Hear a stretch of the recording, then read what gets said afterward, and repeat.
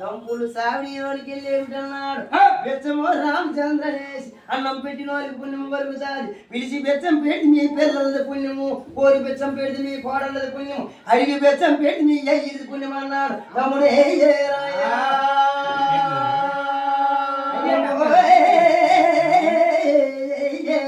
తమ్ముడు ఏం చేసినాడు జంగమన్నా ఎవడు మెండ కళ్యాణం లేని వాళ్ళు ఆ పౌరు దంచినట్టుగా పౌరు కలుగుతాయన్నాడు కొడుకు రౌడు మెండ చూసినా పాపాన్ని మెండు అనే పుష్టి లేదు తమ్ముడు ఓ నాడు వచ్చింది చెల్లి అది పట్నం పాటు పోడుతున్నా అది చెల్లు ఇది ఓటి కన్న కొడుకు కరకాయంతులు కత్తిరినేసారి కాశీ రుమాలు కాశీలిన జగమాను మమ్మ చూడరా వంద పొడిచిన కాడు నా ఊరు గడ్డారు పందువుల పల్లి కొండ నా చెల్లిని లేచి పట్టుకున్నాడు ఎవడు నువ్వు ఊరేటి పేరేటి పల్లెటి పట్టం ఏమిటి శాస్త్రం ఏమిటి అక్కడికి నా చెల్లిని లేచి పట్టుకున్నాడు జగమయ్యేరాయన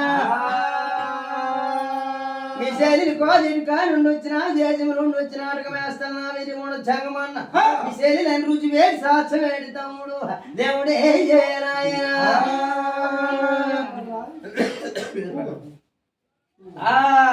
నాయనా అలాగనగా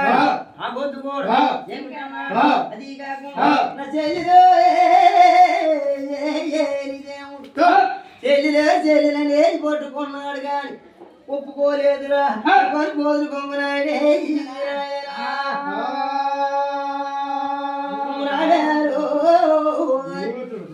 ఆరు పెద్ద రాజు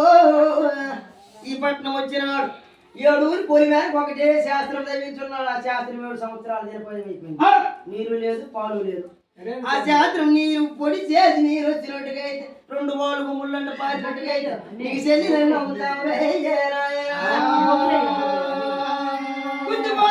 గురువు పల్లి కొండ లాగి పోతుల తండ్రి రోజుల మేనలుడు పచ్చి పోతుల తండ్రి పందువుల పల్లి కొండ ఎనప పోసుల తండ్రి నిందముల గురువేలు లెక్క పెట్టి ఆనందము చూసినావు పల్లి కొండ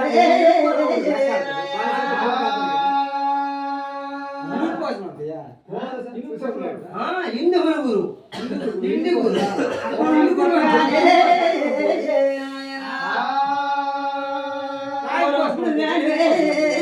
అందుకే గొల్లడు చేసినాడు తమ్ముడు మీ చెల్లి నమ్ముతాము అప్పుడు అన్నాడు బ్రాహ్మణుడు నమ్మినాడు పరమాత్రి పల్లి కొండ కారగిస్తున్నాడు మామ పల్లి కొండు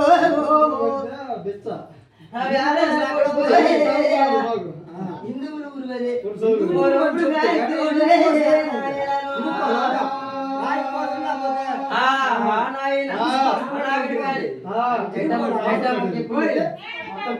చెప్పులను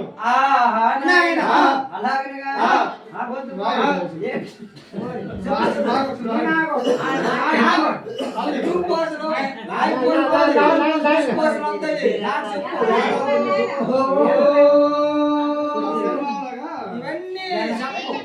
సామాన్లు కొన్నాడా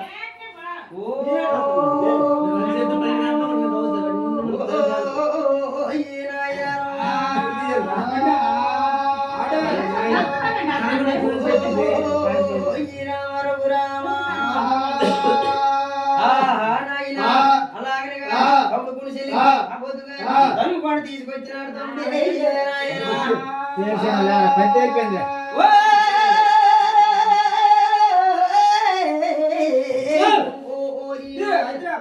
ఎప్పుడైతే తమ్ముడు చెల్లికి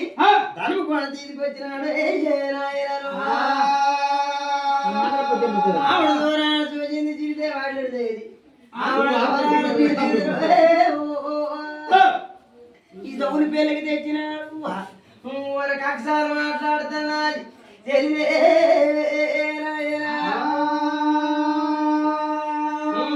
అన్నాడు కన్నా చెల్లికి నా ఏమి చేసినాడు కొడుకు రుద్రాలే